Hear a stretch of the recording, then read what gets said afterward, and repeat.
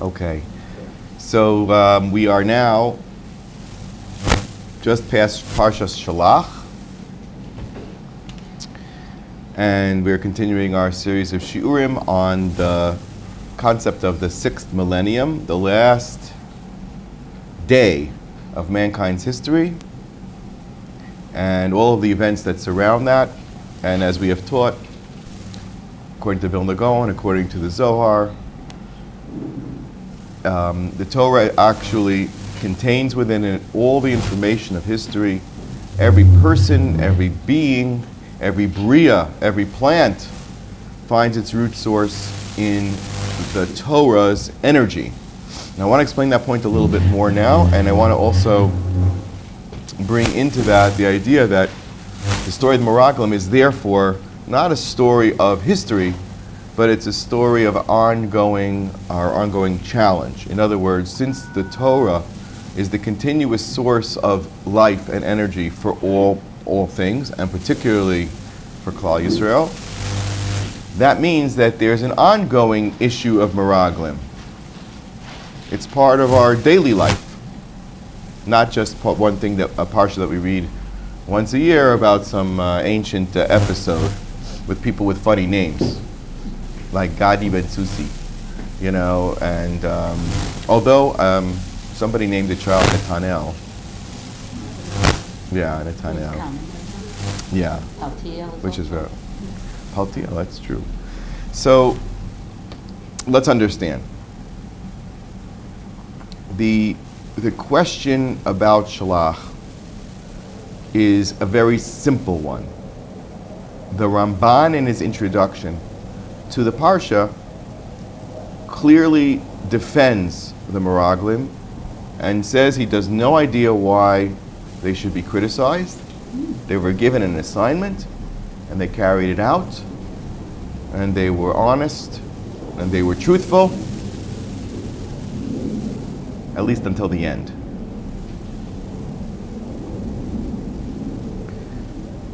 And therefore, why should Klal Yisrael have suffered this horrible collective punishment that the entire generation was prevented from entering Eretz Yisrael? Now think back to previous Nisayon, and of course as we speak there are always 10 Nisyonos, 10. It says, Vayunasu osi ze eser pa'amim. The 10th trial was the trial of the Meraglim. And after the 10th trial, Hashem decided that generation had no future at all in terms of making it into Eretz Yisrael.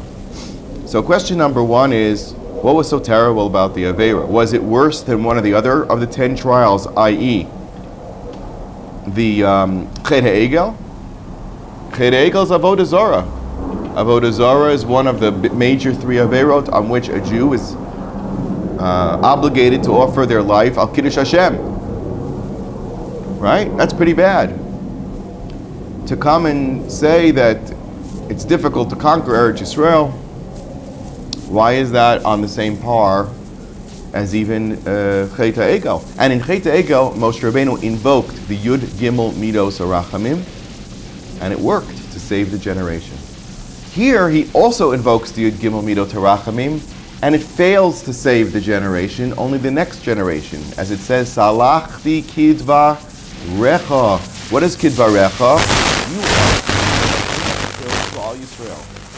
Chazal tell us, Rashi brings, because it's a Chil Hashem, because the nations of the world, starting with Mitzrayim and everybody else will say, he built the Yecholet that HaKadosh Baruch Hu had not the ability to bring Klal Yisrael into Eretz Yisrael, and therefore he slaughtered them in the Midbar. And that argument was accepted. There's an extended Gemara in Brachos that goes through all of the brilliant arguments of Moshe Rabbeinu, the ultimate lawyer for Klal Yisrael. That's who Moshe Rabbeinu is, the advocate of Klal Yisrael. The arguments that he gave to HaKadosh Baruch Hu, brilliant. It was literally, and still, for all of his incredible, passionate and logical defense, he could not get the generation off the hook. they still got the death penalty. If you think about it. All he accomplished was that, yes, it's a Chil Hashem, I can't destroy them all, so I'll destroy this generation that, as the Pasuk says, abrogated Kavod Hashem. There was a pagam to Kavod Hashem, and therefore the next generation will go in and that will take care of the issue of the Umos Olam. They'll just say, well, for whatever reason it took time. So that's the question number one. Question number one is, why does Moshe Tfilos less effective in the case of the Meraglim than it was for Cheta Ego? That's number one. Number two, why 10? Again, why is it 10 tests? And if it's 5 tests, or 3 tests, or 6 tests, or 7 tests, or 12 tests, right? What's the difference? Why does this seem to be an important number? Parallel to Avram's tests? Absolutely. You just hit it right on the nail. The Medrash Rabbah says, and the Farshim bring it down here, in the that Moshe davened, in the merit of Avram Avinu, who passed 10 trials, forgive Bnei Yisrael that have given you 10 nisyonot. It's exactly correct. Now, if you recall, we spoke a little bit about the sequence of the Mishnayos and Pirkei Avos Perek Hey, of tens, right? 10 Ma'amoros with which Hashem created the world, okay? 10 generations between Adam and Noach, and then he brought the Mabul. So the world is created with 10, and 10 seems to be so critical that 10 generations failed, and then the 11th generation had to start off fresh. We gave them Mabul, and then 10 generations until Avram Avinu, and then they failed. So there was a change of plan. Ramchal explains at that point, the nations of the world were pushed away, pushed down a level. They could no longer have the same level of relationship with Hashem that they would receive the Torah. Although ultimately they were offered an opportunity later, but really Avram Avinu was chosen as the one through which the world would relate to Hashem. Meaning Avram Avinu, his progeny, and in particular Am Yisrael. So what's this 10? And then the Mishnayos go on. And they say, well, there were 10 plagues in Egypt and 10 on the Yam, right? There were 10 miracles of the Jews in Egypt and 10 on the Yam. And then it says, and there were 10 trials that our forefathers gave to Hashem in Mitzrayim, in Midbar, right? And why would it connect that 10 to that 10? So that's so there's two important connections. First, as you said, in that list of Pirkei Avos, and by the way, it goes on to list what? 10 things that were created Erev Shabbos, Ben Hashmashos, including the mun, the mata, including the mun that they complained about, okay? The mata of Moshe, that they didn't want him to be the leader anymore, that they said, Nitna Rosh v'nashu b'shol, pick a new leader, that means the mata, right? The keshet, from the generation of Noach, notice, was one of the 10 items. And of course the luchos. So, in other words, and also the shamir with which they would build the Beis Hamikdash in the time of Shlomo Melech, the little worm that would eat through the stones, because you're not... Yes, and 3 mouths. The mouth of the well of Miriam, who saved Moshe Rabbeinu, and in that merit, saving him from the water, she brought water to Am Yisrael. Again, but it's about Moshe. The well, the mouth of the earth that swallowed Korach. Again, a challenge to Moshe. And the third mouth is the mouth of Bilam's donkey.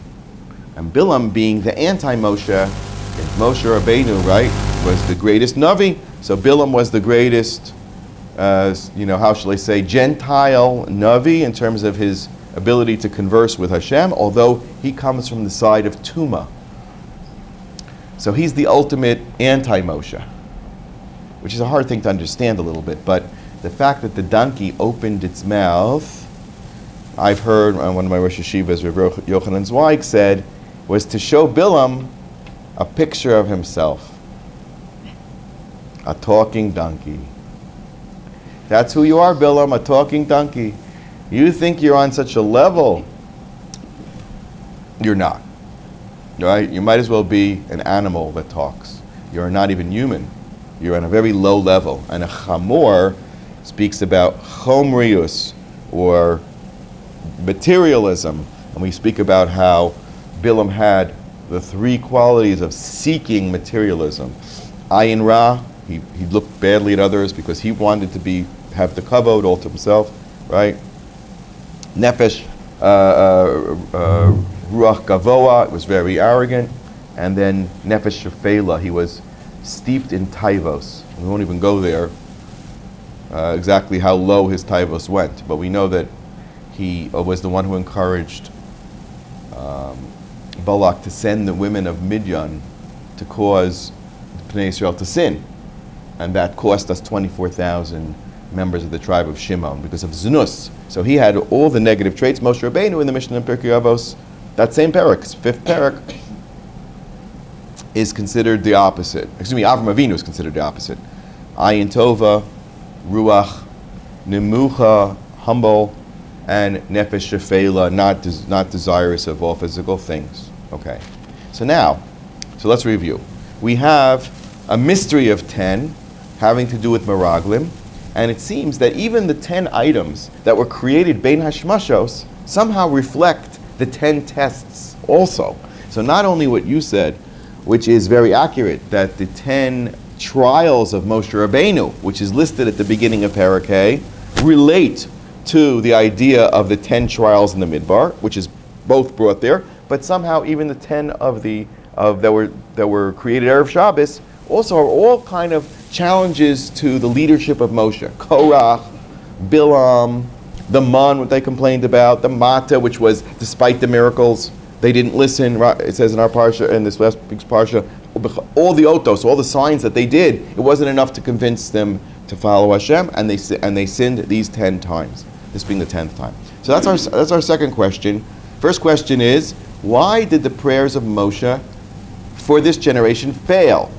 Second, it seems that the key to understanding the failure was the fact that there was this violation of this principle of 10 trials. And if it was the 9th trial, we'd be okay.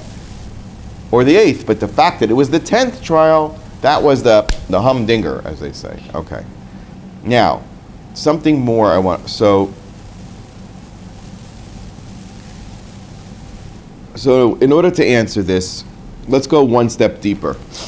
There are two things that we know about the Meraglim from what they said and what happened to them. This is Berak Yudalad. They said, we saw certain people there, and those people in our mind were unconquerable. Who were the people there? So it says like this.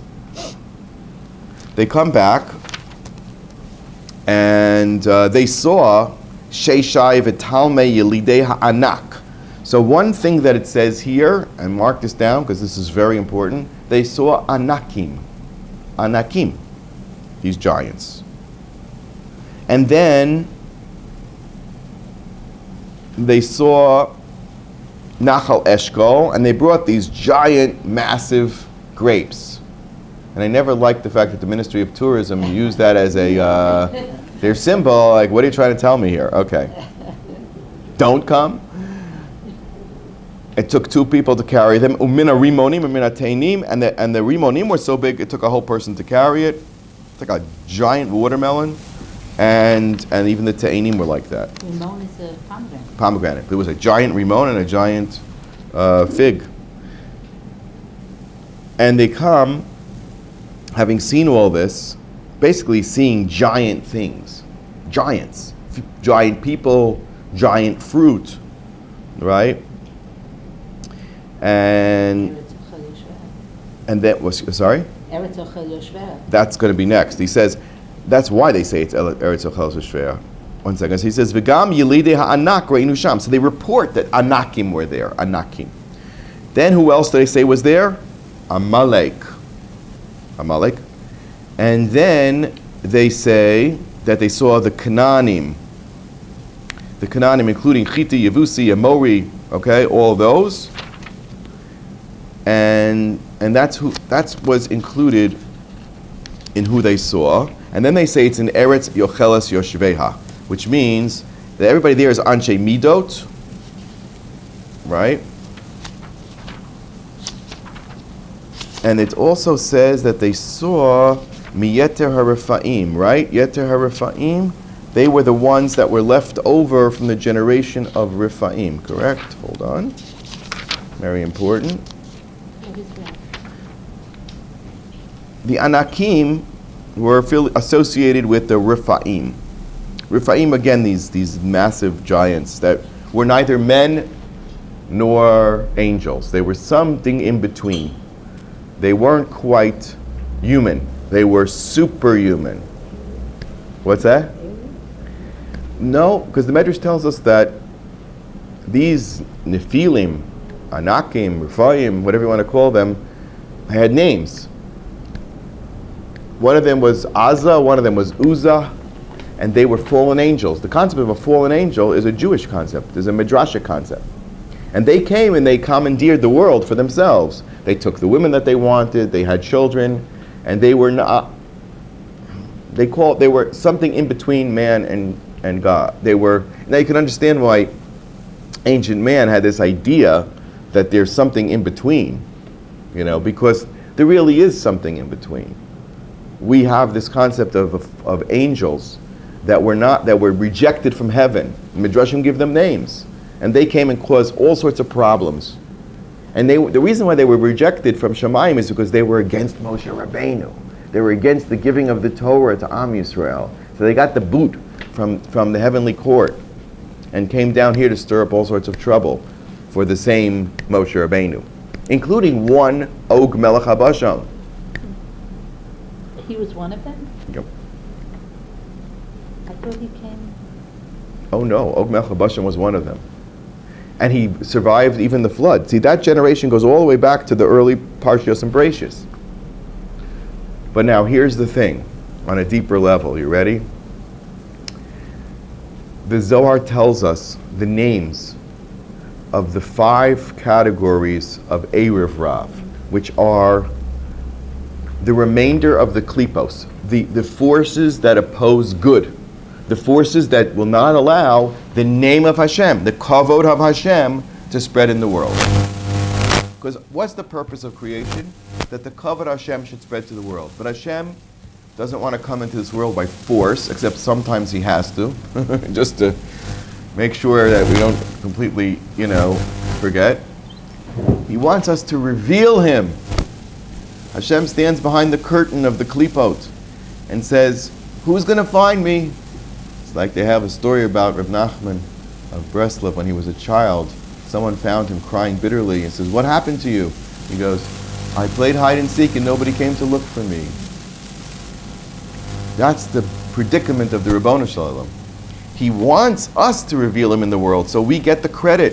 Who were the ones that began to reveal Hashem's name to the world? Was it the generations of Adam ad Noach? No. Was it generations of Noach to Avram? No. It begins with Avram Avinu, and it continues throughout history, through the 6th millennium, until the descendants of Avram Avinu and the Mashiach. What's that? Shem and Aver did continue it, but they ceded their place. Avram emerged out from them, and obviously they contributed to the emergence of Avram, but they themselves couldn't do it. In fact, Shem was all the Semites, right, are considered children of Shem. That's why they're called Semites, right? So Arabs are Semites. All the Arabs are Semites. Many of them anyway. So therefore, they do partially reveal Hashem. You know why? Because they do a partial Brit Milah. And that's the concept. What is the concept of Brit Milah? Is to remove the foreskin, which is covering the area of the source of life. Right? The reproductive organ is the source of life, and so is Hashem. That's why for us it's a davar shebekedusha. But if you take it the wrong way and you defile it, then you're the generation of the Mabul. Okay? That's why particularly in our generation right now, defiling the reproductive, the roles even of reproduction, and the concept of a sacred reproduction, instead of sanctifying marriages that do not have any reproductive power. I just read that they said that in the states, some I don't know if it's counties or states are recognizing 3-parent adoptions, or whatever it might be. 3 parents. Well, that's not this, it's a binary system, male, female, child. It doesn't work like that. No, that's how it works. We can decide what we want. So yes, Semites have a role to play, and if you notice, the Arabs are extremely makbid on tzniut. Not to say that they're so holy, but they don't trust each other at all. Publicly, anyway. At all. So you just got to hide your spouse, because there's the only way to keep her safe. Like Avram had to keep Sarah in a box. It's the equivalent. Okay. So what I want to show you is that, and we had learned about this, the 5 types of Erev Rav, the 5 types of klipos are being referred to here. Nephilim. It spells out the word negara, a bad saras. Okay? Negara. What do you mean it spells out? The word, the mnemonic for the 5, according to the Zohar, there were 5 categories of Erev Rav. In other words, what is this? These are the klipot of the world, and the last remnant of them hold on to Am Yisrael. As we emerge out of the 4 galuyot, which is a worse klipa, because the 70 nations, in their essence, have a character flaw. Like that's when we go around with the Torah, right? And Hashem says, you want the Torah? No, we can't, because we're rotzchim. What does that mean? It means that in the essence of their spirituality, there's something that's anti-kvod shamayim, that focuses on their kavod and not Hashem's kavod. It was only Avram Avinu and Am Yisrael that's completely separate, which is why maybe you can understand that the 10th trial of Avraham, right, was to give over everything he ever worked for. Why? Because that proves that he only did it for love of Hashem and for no personal legacy. He didn't care about his legacy. He didn't care if he contradicted everything he ever taught in his life about monotheism, against Avodah Zarah, which was focused on human sacrifice, which makes a lot of sense if you're an idol worshiper, because what's a better gift, a cow or your kid? Yeah. I mean, come on. I mean, what's more precious? What shows that you love the deity more? That was the basis of all idol worship. And why it was human? Oh, sacrifice, how horrible. It's the logical extension of Avodah Zarah. You give your best gift. That's not how we're going to do things. Because the gift that Hashem wants is that human beings should stay alive and reveal my kavod to the world. All right? So now, comes out that these 5 klipot are the enemy of the world, but they're also the enemy of Klal Yisrael within. We are, what does that mean? We're like beautiful fruit. A beautiful fruit can have a nasty shell, right? Think about what one has a shell that you don't want to eat. A sabra, there you go. Or a kiwi, yuck. Banana. Even a banana, or even orange, okay. Some people like orange peels. I don't particularly like orange peels, but some people make marmalade, I don't know. L'chaim, Baruch atah Adonai Eloheinu melech haolam shakal v'ro. Amen. So let's look at these 5. Nephilim, their flaw is connected to the Dor HaMabul. Again, in the 10 generations. These are 10 generation people. They're why these 10 generations got wiped out. Chatu, Biznut, Arayot, V'chamas. They represent falling into immorality of a physical nature. Giborim are, again, related to what it says in Bereshis, Hema Giborim Asher Mi'olam Anshe Hashem. This is from Bereshis Vav Daled. The previous one is from Bereshis Vav Beis, speaking about the generations of the Mabul. and mordim bashem, that they just defy God's will. They refuse to serve God. And that is, for example, Cain. Now, Cain is interesting because he killed his brother Hevel in the service of Hashem because he was angry. Hashem didn't like his korban, which means to say, I'm going to do my korban my way. I'm going to do the korban that I want to give, not the one that you're telling me to give or we want. He's just going against, and he decides to kill him. Now, killing is killing B'Tselem Elokim. Since every person is B'Tselem Elokim, essentially he raises up to kill God. He wants to kill God out of his life. It's a crazy thing, but that's the idea. Giborim say, I rely on myself. Kochi ve'otzim yadi. I'll determine what this world is all about, not you. I'm in charge of the world. Then there's Amalekim. Now, Amalekim, what we find here, lurking in Eretz Yisrael, are defined, as we know in Bamidbar, Chav Daled, Pasuk Chav, Bechinas Reishis Goyim Amalek. They represent the anti-Israel. So whereas the first two is just these Baal Taiva, he wants to fulfill his, gratify his physical desires, however, whomever, with whomever. The second one, that's Nephilim. The second one, Giborim, are those who want to control the world. They want to control the world on their terms. They want to say what we're supposed to do. They want to set the agenda for the world. But Amalek is more insidious. They choose to position themselves as the bitter enemy of the Jewish people. That's why you say, B'chol dor v'dor omdim aleinu l'chalosenu. That's the inyan of Amalek. And when Hitler and his henchmen went to war against the world, okay, so that made them Giborim. They were certainly Nephilim also, but that's another story. But they became Amalekim when they set their target as the problem of the world being Am Yisrael. That's what Amalekim do. They hate the Jewish people. They wish to destroy the Jewish people. Unfortunately, we got a lot of them hanging around.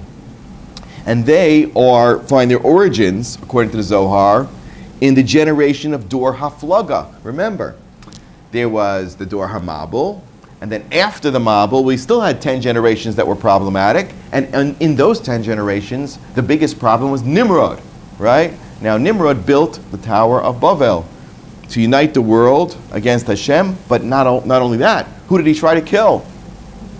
Avram Avinu, Medrash says that Avram Avinu was in hiding for 13 years from Nimrod, and then afterwards, when Avram emerges, he tries to throw him into the Kivshan Eish, into the fiery furnace. So Nimrod emerges as not only a Gibor, which he certainly was, but also the Shoresh of Amalek. Okay? And then there's the Rephaim. The Rephaim are weak. Now what that means is they fail to stand up when they're needed to. When they are called upon to help, they betray you. You know, this really is a hard one. It's based on a pasuk actually in Yeshaya. Yeshaya says, Rephaim bal yakumu. The Rephaim will not have a chelik in Olam Haba. Why? Because sheyesh biyodam lahatzil. They could have saved the Jewish people from the Amalekim or from whoever, but they don't want to. And also, nirpim mehachzakas haTorah. They do not support Torah learning and institutions. They don't want to see the Jewish people follow Torah and mitzvos because they fail to contribute to it. And not only that, instead of that, ironically, osim tovim ovdei kochavim. They want to do their mitzvos towards goyim. Do you ever hear people like that? Do you ever hear of Jewish people like that?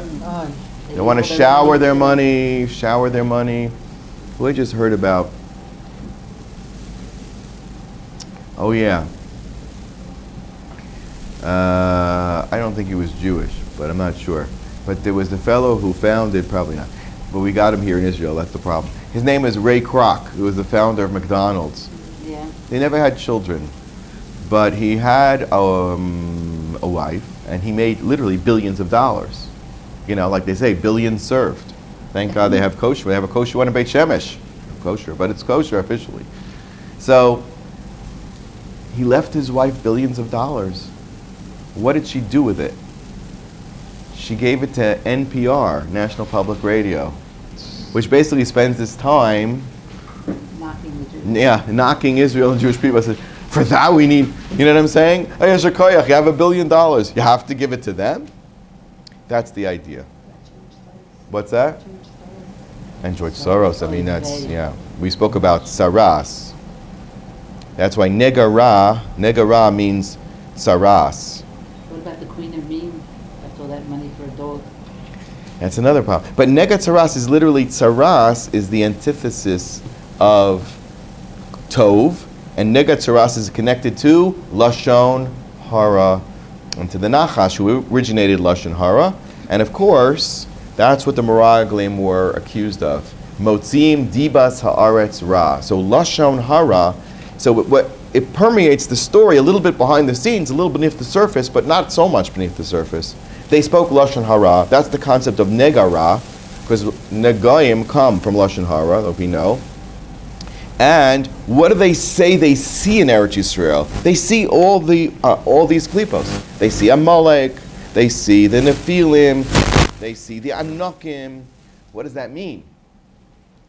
You got what do they say? Kol ha posel, bemumo posel.